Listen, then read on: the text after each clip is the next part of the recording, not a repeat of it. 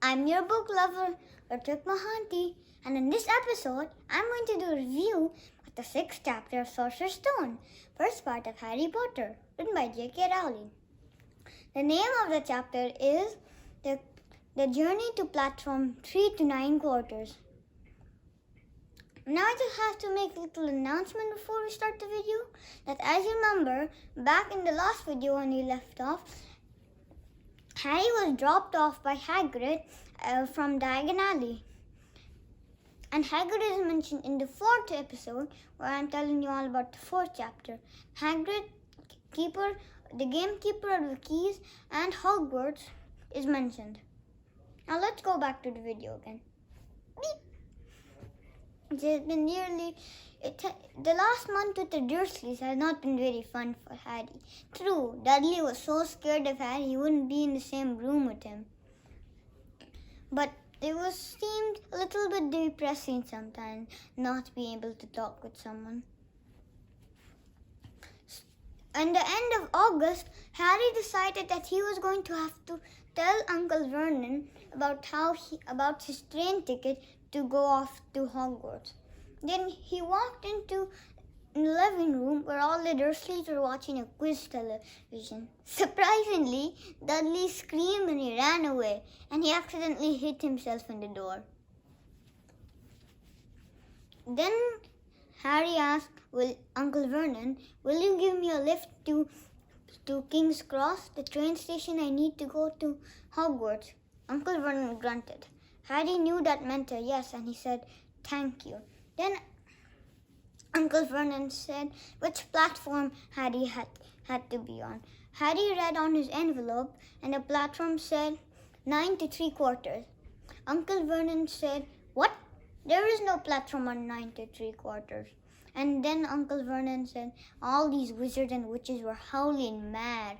And he said that he'd take Harry to King's Cross because they needed to visit London anyway to go and get Dudley's pigtail, as we know Hagrid had conjured in the 4th episode, and get it removed from the doctor before he goes to his new school, Smeltings. When it was the day that Harry had to go to King's Cross, when it was September 1st, when Harry had to go to Hogwarts, Uncle Vernon gave a nasty smile at Harry. "I hope you have a good turn." And when Harry saw a giant pole that had a giant number 9 on it, in the middle there's no platform at all, just a hole. Uncle Vernon's smile became nastier, and when the Dursleys got in the car, they were all laughing so hard that you could hear them, that every single people could hear them. Harry suddenly became depressed. He only had 10 more minutes before the train would arrive, before the train would go away, and he had no idea where to go. But then suddenly he heard a sentence that involved the word muggles, which, remember, are non-magic folks. Harry swiftly turned around. The speaker was a plump woman, and he was carrying 4 red-haired boys and 1 little red-haired girl, and they were all carrying owls, just like Harry was. So Harry ran over to the woman and said, "How do you get on the platform to 9 to 3/4? "Yes," Harry said. "Well, it's easy. You just run in the middle of the barrier. If you feel nervous, you can just run. But you only have to walk, so the muggles cannot see what we're doing." Harry became nervous when he was walking between the barrier, but then suddenly there was a whoosh, and he was standing in front of a scarlet steam engine that said Hogwarts Express. Harry took the trunk where all his supplies was, but then the two red-haired twins, there were 2 people that were from the red-hair family, and apparently they were twins. They helped Harry with Harry's luggage, but in the middle of Harry pushing the trunk, his bags fell aside, and the twins were able to see Harry's scar. Are you? The twins said. Am I one? Harry said. Harry Potter, the twins told us. Oh, him? Yeah, I am him, Harry said. And the twins gazed at his scar. Then the twins left, saying that they had a friend to meet, and then the youngest red-haired boy came into compartment and said that all the seats were full and that if he could sit with Harry. Harry said yes, and then the red-haired twins said, "Are you really Harry Potter?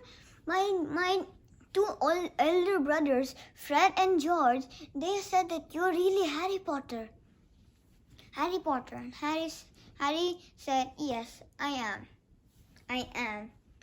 Then Ron said, "Oh, I forgot to tell, those twins that helped you with the luggage, they're called Fred and George Weasley. They're real pranksters for your information. Soon, a lady with a food trolley came and she said, "What snack would you like, dear?" Harry had never had any money to pay for snacks when he was with the Dursleys, and now that he had a pocket filled rattling with gold, with wizard gold. Also in the fifth episode, where Harry goes to Diagon Alley and goes to the Gringotts Wizard Bank and takes all the gold and takes his gold. Also mention the value and the name in the fifth episode. Back to the video. Beep. But the trolley woman did not have Mars bars, but did not have the Muggle treats.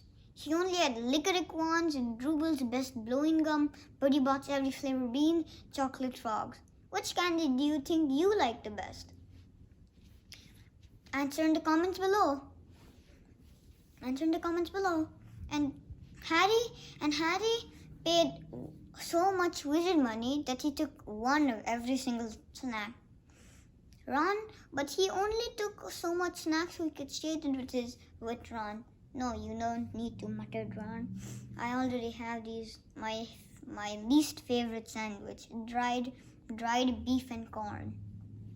Harry took out a pumpkin pasty and said, "Swap, here, let's swap." Ron's ears suddenly started getting red. "No, you don't need to. The sandwiches are really dry." But Harry said, Go on. It was nice to have a real friend, Harry thought to himself. And Ron swapped the things. But Harry never touched the sandwiches. He only ate the rest of the treats with Ron. But then Ron suddenly became gloom. "My family is so poor. I can't even buy a decent pet. All the things I need for Hogwarts are hand-me-downs from my brothers. By the way, my family has six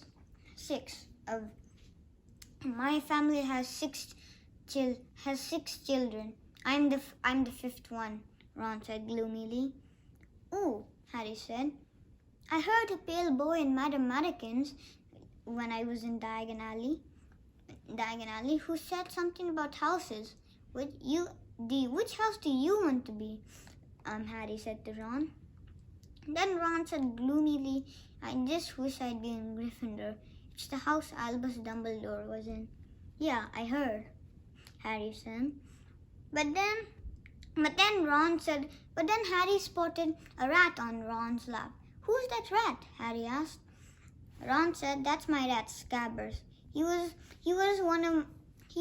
from my third brother, Percy the prefect, who had it in his second year at Hogwarts.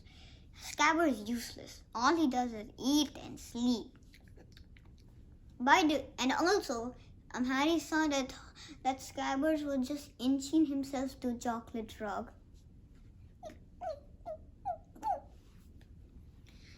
But then Ron was very gloom. He was so poor he couldn't buy any decent thing. He had all his stuff he owned were rubbish, and he had a useless pet. Harry tried to keep Ron's mind off of it, but suddenly the pale boy from Madame Marikins strode in. strode in. "Hey, I remember you," Harry said. "You're the pale boy from Mathematicans," Harry said. "Yes, I am." The pale boy was mentioned in the 5th video I made, all about the 5th chapter, Diagon Alley, where Harry meets the pale boy in Mathematicans. And then the pale boy was surrounded by two tough-looking kids, and one was short and had humongous muscles. The other was tall and he had muscles, but the one who was short and had more muscle than the tall one. The pale boy said that the tall one was Crabbe and the short one was Goyle. Then he asked for shaking Harry's hand because he did not want to spend time being friends with riffraffers like Ronald Weasley. But then Harry embarrassed the pale boy and saying, "I can choose what friends I want to be myself." The pale boy said, "We haven't been fed enough. Can we borrow some of your snacks?" And then Ron said, I'm sorry, but we bought these snacks for ourselves." "Oh, really, Weasley?" the pale boy said, and he ordered Goyle to take a chocolate frog. But just as Goyle's finger touched it, clash! Scabbers the rat leapt off Ron's lap and he bited Goyle's finger. "Ah!" Goyle screamed. Scabbers' teeth was furious from all this chocolate he was eating. And Goyle quickly ran back with Crabbe and the pale boy following him. Then Ron congratulated Scabbers and said, "Very good, Scabbers, very good." But then, 5 minutes after Ron congratulated Scabbers, a boy who had tears running down his cheeks said, "Hi, I'm Neville Longbottom. Have you seen my toad?" "No, we never seen a toad in the train," Ron said. Oh, the boy said.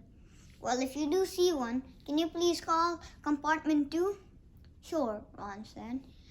And when the toadless boy left, another girl came in. She had brown bushy hair and her face was boss-like. "Hi, I'm Hermione Granger.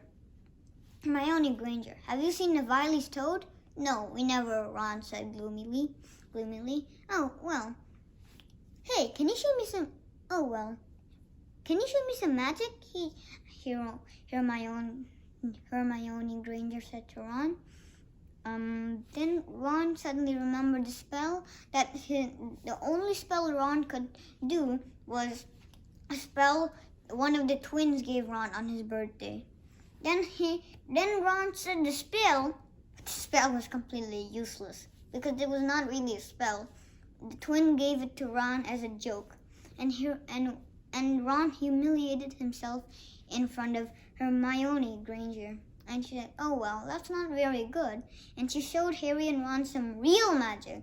And soon enough, her wand had some fire on it. "Wow," both of them said.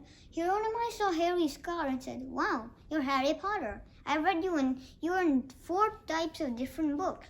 "Wow, I really am?" Harry said, his face flushed with embarrassment. "Yeah, you are. I've read all of them. I'm a big fan of you, but I never knew you thoroughly," Hieronymus said. And she said, "Also, you'd better start putting on your robes. We're almost near Hogwarts. Plus, you have a dirt smudge on your nose, Ron," she said to Ron. Ron scowled at her, and she quickly rubbed off the dirt from his nose. And Hermione Granger walked away from the compartment. Soon after an hour or so, Ron and Harry reached Hogwarts. When they went out of the train, to Harry's delight, he saw Hagrid, the gamekeeper of the keys in Hogwarts. He's also mentioned in the 4th episode, where I do review at the 4th chapter of Sorcerer. Go back if you want to learn more about Hagrid. more about Hagrid. Hagrid said, "Hi, Harry," and he yelled then, First years, come in me boats. I packed a bunch." So all the kids who were starting their first year at Hogwarts walked nervously to the boats and fit themselves in, where the boats were floating in the river. They were floating down, and Harry saw up. He couldn't believe his eyes. There was a humongous castle in front of him. And on they rowed forward. Bye. I hope you liked this video, and don't forget to share and subscribe and type in the comments below. Also, don't miss my next video review about the 7th chapter of Sorcerer's Stone. Bye.